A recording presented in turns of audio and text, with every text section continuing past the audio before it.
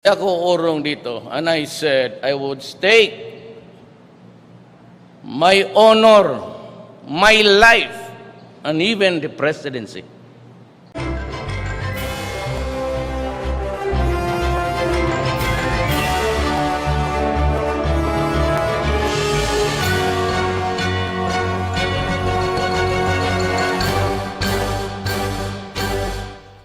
Good morning, MPC, and welcome po sa NAB, sir.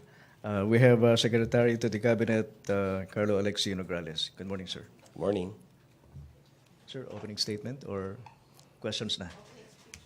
Okay, good morning, ladies and gentlemen. Happy Friday and advance happy weekend sa ating po lahat. To all the members of the Malacanang Press Corps, thank you for providing me the opportunity to brief the media and the public about the measures being undertaken by the Cabinet to address several issues that matter to the lives of our citizens. If there is a common thread in the programs I will discuss in the next few minutes, it is that all of them involve multiple agencies and offices, which only highlight the fact that the Duterte administration is adopting a whole-of-government approach to resolving many of the issues that concern our people. Allow me to begin by addressing an issue that the President has called attention to, the delays in land conversion. Several agencies are now working hand in hand to streamline the process involved in land conversion. The DAR reported to the Cabinet that there is an urgent need to streamline the current process for land conversion to address pending applications and to fast-track the approval and or disapproval of new applications.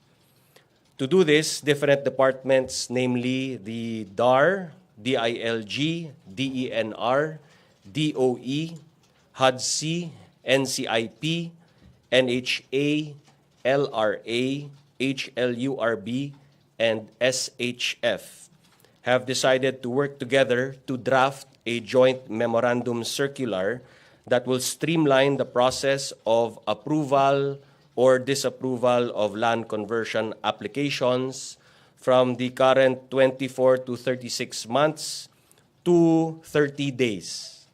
This memorandum circular will be finalized and presented to the President for his approval within 30 days or on or before the next Cabinet meeting. The government is also stepping up efforts to provide financial assistance to farmers via a financing program to be spearheaded by the Land Bank of the Philippines. The Land Bank of the Philippines presented to the Cabinet the Accessible and Sustainable Lending Program, or ASL, which aims to provide the farmers with financial assistance for their agricultural needs. Land Bank has adopted the model where Land Bank goes to the farmers instead of the farmers going to Land Bank. The projected impact of the farmers' access to loans is supposed to be 100% of the 361,017 agrarian reform beneficiaries with existing individual CLOAs and emancipation titles. Please note that the ASL Farmers Program is being undertaken in compliance with Presidential Directive number 2018-0176, dated April 24, 2018, addressed to Land Bank in coordination with the DA and DAR to extend loans to small farmers, especially the agrarian reform beneficiaries. The ASL was originally launched by the President last July 10, 2018.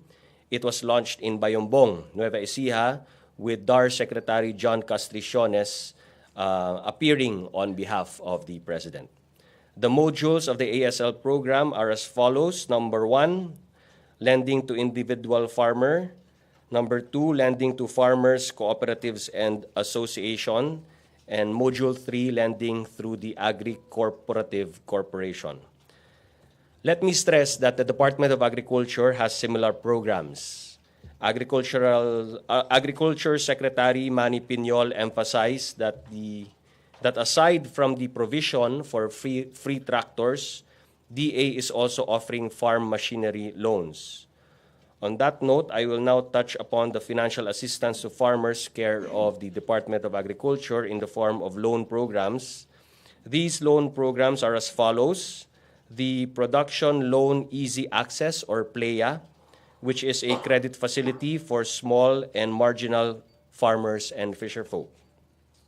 The Survival and Recovery Loan, or SURE, is a quick response post-disaster support facility to rehabilitate agricultural and livelihood activities.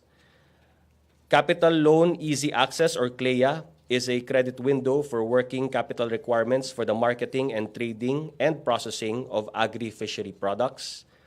And the Agriculture and Fisheries Machinery Equipment, or AFME, loan program to finance the acquisition of farm machineries, equipment, and facilities. Of course, we'd also like to emphasize that the Department of Agriculture is also emphasizing on agriculture insurance. Next, on illegal drugs. Illegal drugs continue to be a priority of this administration. In fact, last weekend, we held the Rehabinacion, the government's first anti-illegal drug summit. And one of the points raised there was the need to address the demand side of the issue, hence the need to step up the government's preventive drug education program. This program provides for drug education for each grade level from kindergarten all the way to grade 12, aligned with the main curriculum. But it allows schools to introduce preventive drug education in other subject areas. The DepEd is in charge of preparing the lesson plans for kindergarten to grade 12 on life skills for drug abuse prevention and anti-illegal drugs topics. DepEd is also now developing an updated comprehensive supplemental PDE material in cooperation with the Department of Health, the DDB, or Dangerous Drugs Bureau, and other expert resource persons, which will be a major source material for curriculum integration, co-curricular programs, teachers' capacity building, parents' awareness, and education. This will be rolled out in the coming school year. Another program of DepEd is the Barkada Contra Droga. Also, emphasis will be on co-curricular activities such as arts contests, observance of Drug Abuse Prevention and Control Week, putting up of National Drug Education Program corners, and the conduct of parenting seminars and counseling coaching services. Another program is the DARE, or Drug Abuse Resistance Education, wherein active PNP officers undergo 10-day live-in DARE officers training and are certified as DARE officers who are qualified to teach DARE lessons in classrooms. The DepEd will allow uniformed DARE officers to teach 1-hour lessons once a week per section for 17 weeks. With regard to the PhilSys, or the National ID, I would like to provide an updated timeline regarding its implementation. The timeline is as follows. From January to March 2019, the PhilSys strategy and organizational structure and staffing pattern. March 2019 onwards, an extensive information and awareness campaign. March to July 2019 would be the procurement of the PhilSys National ID system. May to December would be systems development, and September 2019 will begin the PhilSys implementation. Obviously, the success of the National ID system will be contingent on the participation of the partner agencies and our stakeholders. For the successful implementation of the PhilSys, the Philippine Statistics Authority is partnering and closely coordinating with other government agencies such as the DFA, the GSIS, the local civil registry offices, PhilHealth, HDMF, COMELEC, PhilPost, DOJ, the Bureau of Immigration, and PCOO. We would also like to inform the media that the military and uniformed personnel pension reform bill will be certified as urgent and needs to be enacted soon, because as a result of the absence of an operational pension fund for military and uniformed personnel, The pension costs will be fully borne by the government and incorporated in the GAA as part of the budget of the DND, AFP, DILG, PNP. The cost of the MUP pension rapidly and significantly increases every year, which results in a fiscal burden with constraint claims against the government's budget. For 2018, the pension budget requirement for MUP amounted to 75.7 billion pesos without contributions from those in active service, and it will increase to around 120 billion pesos in 2019 to cover the recent increase in salary as provided for by Joint Resolution Number 1 signed by the President on January 1, 2018. To address the existing fiscal threat of the current MUP pension system, a uniform pension reform bill is being proposed, which involves the rationalization of the pension system of existing personnel as well as new entrants to the service. With regard to the government's immunization program under the Department of Health, the DOH has been directed to boost communication efforts on the importance of vaccination with the active involvement of government media entities like the PCOO. And to wrap up, permit me to give an update regarding tourism. Government has raised the 2019 tourism arrival target to 8.2 million arrivals, up from 7.1 million in 2018. We believe we can hit our targets as we were able to do so this year, even if there was a temporary shutdown of Boracay. In the next few weeks, the government, spearheaded by the DOT, will launch a new tourism promotions campaign. The DOT Secretary presented to the Cabinet a glimpse of the said campaign, and we believe that this will build upon the efforts of the government to improve existing tourist sites like Boracay, as well as the steps being taken to improve transport infrastructure. That's it, I'm ready now to Thank you, answer Secretary questions. Nograles. MPC question. MPC. Okay. Virgil or Tina? Tina. Sir, good afternoon. Sir, pakibigyan naman ng context yung hugot ng presidente kahapon. Ba't siya galit na galit nung cabinet meeting tungkol sa issue ng land conversion? He was exasperated with the number of requirements needed for land conversion. Kasi during the presentation sa gabinete, pinakita po doon yung mga certifications na kinakailangan for processing of land conversion. Mula sa DNR, Department of Agriculture, sa housing agencies natin, sa local government units, and all other agencies and departments. So, kumbaga, the President understood how tedious it is to, in fact, get an application for land conversion acted upon. Kaya nga po, siguro, yung pinakita niyang exasperation was an example of perhaps the exasperation also of our citizens, mga kapwa nating Pilipino, pag nakikita nila yung kung gaano karaming mga papeles at certification ang kinakailangan para ma-process ang kanilang application for land conversion. Kaya nag-usap-usap ang iba't ibang mga ahensya at departamento ng gobyerno na gumawa nga nitong Joint Memorandum Circular para pabilisin ang pag-process ng mga applications hindi lamang sa Department of Agrarian Reform kundi pati na rin sa iba't ibang mga ahensya at departamento ng gobyerno.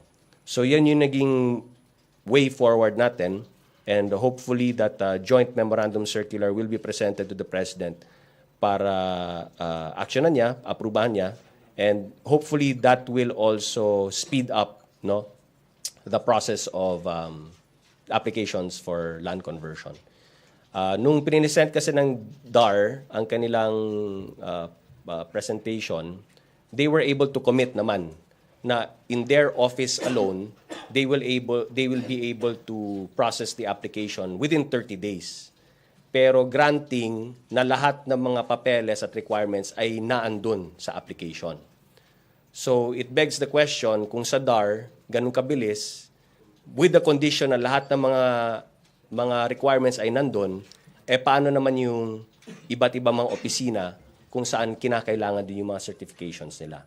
So there has to be a whole of government approach here, and that is the reason why we need that joint memorandum circular. Follow-up, Tina? A follow-up si Raymond.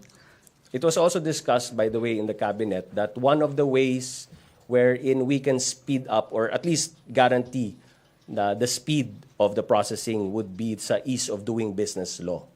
So because of that law, the Ease of Doing Business Act, that was signed by the President, we also hope that we're confident that mapapabilis din natin ang processing ng mga applications, hindi lamang sa land conversion, pati na rin yung ibang mga dinadaan sa iba't ibang mga opisina ng gobyerno. Thank you, Secretary. Raymond Tinasa? Sir, recently the President mentioned that he is about to fire at least 2 officials of the DAR. Did he mention on the cabinet meeting who he's referring to, or will he be pushing firing these DAR officials? Hindi naman niya binanggit during the cabinet meeting, so ayoko naman i-preempt ang Pangulo kung itutuloy ba niya yan or hindi. Pero dahil sa presentation ng DAR, nakita nga niya na napakabusisi at napakaraming mga requirements ang kinakailangan para umusad ang isang application for land conversion. So dahil dyan, maaring naintindihan na nga niya kung gaano ka tedious yung proseso na yon.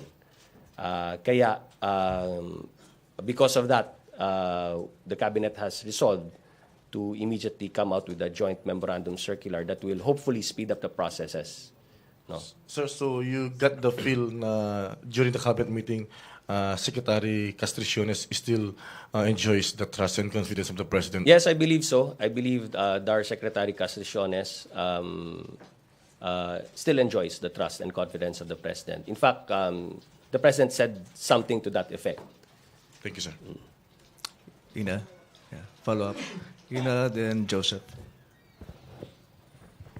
Hi, sir. Sir, just to clarify, so what you're saying is posibleng hindi na po ituloy ni Presidente yung fire of the officials from the conversion office because earlier you mentioned talagang minsan umaabot up to 2 years, which was the period he was complaining about doon sa isang case yata na ikinagalit niya doon sa... Ayokong pangunahan, pero also presented during the cabinet meeting was, you remember, the past administration, nagkaroon ng may mga moratoriums din kasi nangyari sa land conversion. Even in the previous secretary ng DAR, nagkaroon ng moratorium. So maaring those also contributed to why some applications are still pending.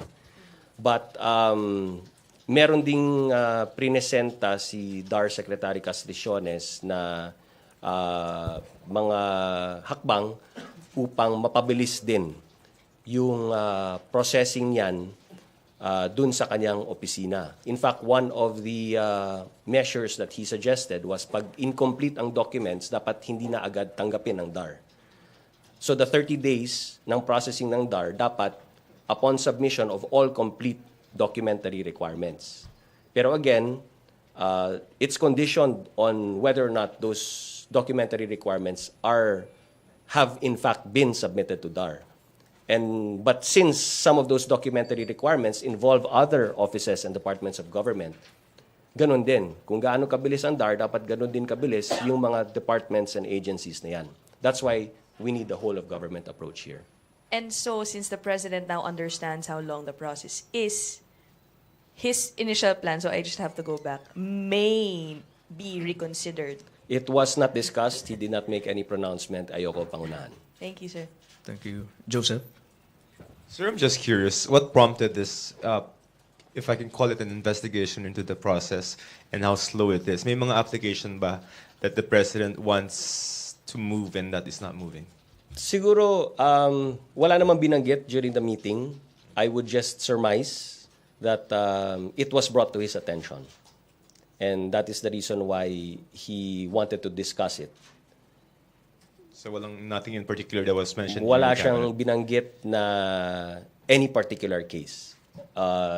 Generally lang, sinabi niya. And in fact, during the presentation nga ng DAR Secretary, indeed, he gave us a glimpse or a summary of the cases pending or how many cases pending at gaano nakatagal. Do you have the figure now? Um, Or later na lang, sir? later na lang. Yeah. Sir, are you willing to, do you welcome other questions? Sure, yes. Okay. If I am competent to answer. Tuesday. Hi, sir. Other matter, sir. Apa. May guidance po ba si Presidente para dito kay Budget Secretary Benjamin Diokno after na ma-issuehan siya ng subpoena from the Congress? Basically, the President trusts and believes in Diokno. He has full faith and confidence in Budget Secretary Diokno. So he leaves it up to Secretary Diokno to do what is necessary and what is right in the matter of whatever is pending in whatever office. Follow-up, sir. Parang na-brought out ni Bombo Raymond kanina.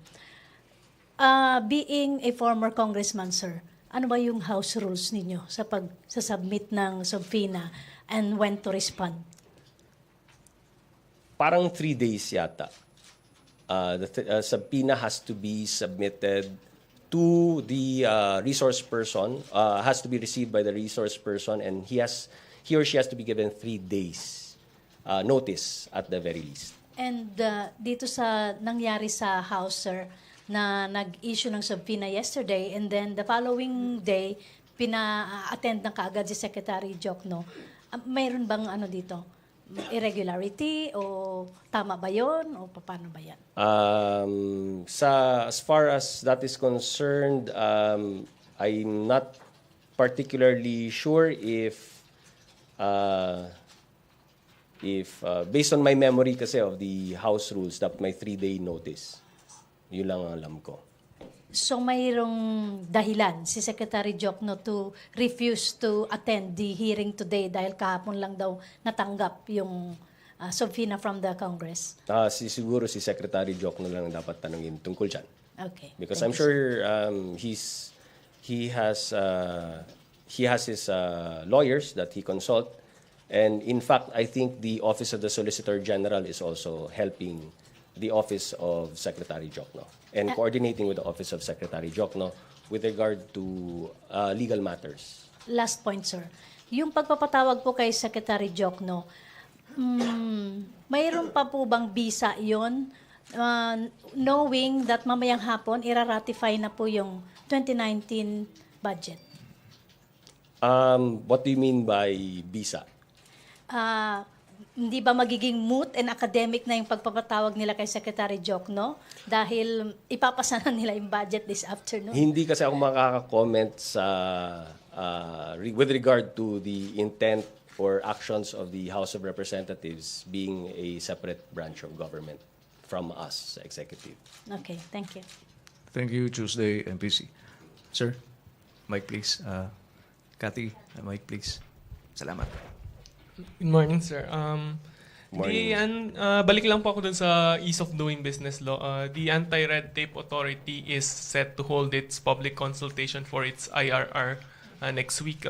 May mga napag-usapan ba, sir, regarding specific provisions of the IRR for the Anti-Red Tape Authority?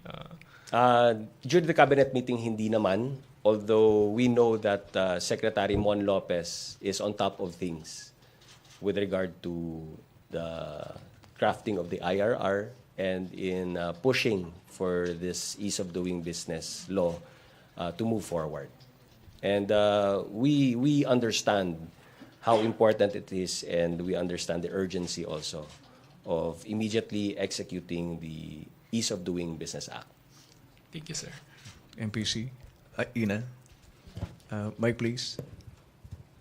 On a somewhat related issue dun po kay Secretary Diokno, still earlier today, Congressman Andaya accused him, the budget secretary, of basically bribing congressmen. He said, and I quote, he offered the House 40 billion to shut up, for us to shut up about the 70 billion insertions. What does the cabinet or members of the cabinet think of this?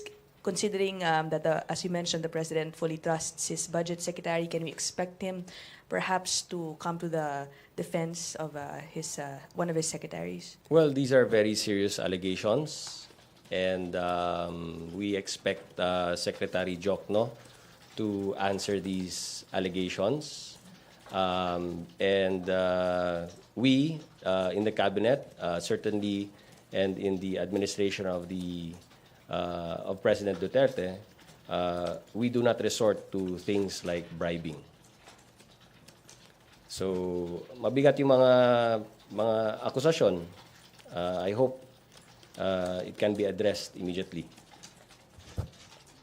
Are you going to say, do you believe that the secretary would not do that? Are you clearing him, or do you trust that he would not? I think it should offer be such? Secretary Jokno who should be answering those allegations point by point. And it will be up to him in what forum he will answer those allegations. So we trust Secretary Jokno enough to do what is right. Thank you, Ina. MPC, any more questions? Nestor? Good morning, Secretary. Congress is set to pass the 2019 budget this afternoon.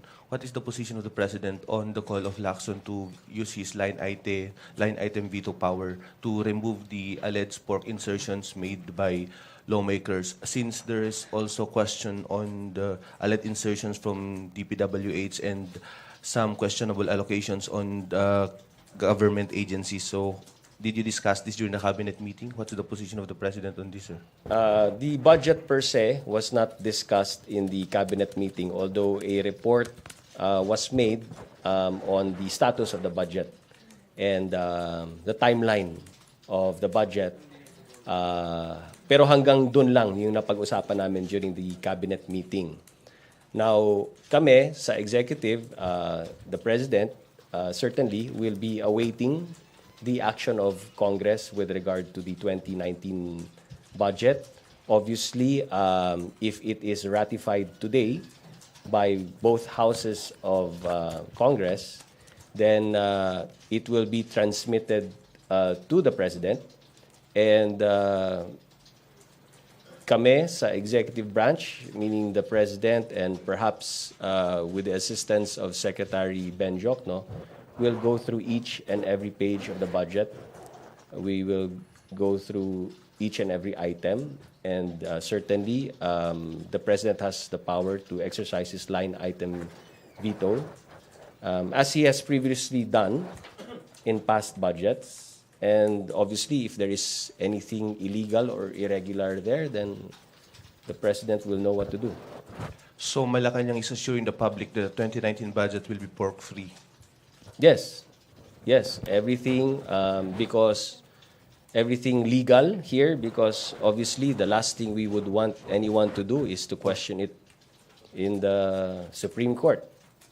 And we want this budget clean, and we want this budget implemented so that we all know and understand how important a budget is to boosting our economic growth and translating that to programs, activities, and projects that will redound to the benefit of our citizens. Thank you, sir. Thank you, Nestor. MPC, number question? Oh, Joseph. So yung sa rice tarification lang, it will lapse on, I think, February 15 or 15. Yes. Yes, I think you're right. I So, don't tapos, memorize sir, the date kasi okay, when no. it was transmitted. 2 days ago, I think, no, he met with the rice industry stakeholders. And yesterday, si Secretary Panalo said that the President will not veto. But what's taking the President too long to sign it? May mga up for negotiation? Wala naman siyang binanggit during the cabinet meeting. What he did state was that he will do what is good for the greater good. So he explained to us that there are some decisions that you have to make, but the ultimate consideration will be for the greater good. Sir, konti lang sa measles outbreak. So Yes. yesterday, in passing naman. Pero what is specifically the marching orders for both the DOH, PCO, and maybe PAO? Wala bang effort to convince her to maybe be a little careful with? Well, as far as the certain Department of Health is concerned, they made a presentation at the cabinet meeting, and the president agreed that the DOH must pursue more aggressive action on addressing this outbreak. The PCOO will help in information dissemination and communicating to the people the importance of vaccination. But as far as the PAO is concerned, I would agree with the statements of Secretary Panelo that obviously the PAO chief is doing her job as far as representing the victims of Dengvaxia is concerned. And I don't think it has anything to do with torpedoing the DOH immunization program. It's just that perhaps because of her personality, Chief Pao Acosta is just very vocal about her passion for protecting the Dengvaxia victims. You don't think, sir, that there's some kind of maybe misinformation that's been going on with regard to certain vaccines? Hindi naman siguro yun yung intent. But certainly, I would assume that when the DOJ finally releases a resolution with regard to Dengvaxia cases, then that will fall under the ambit of sub judice, the sub judice doctrine.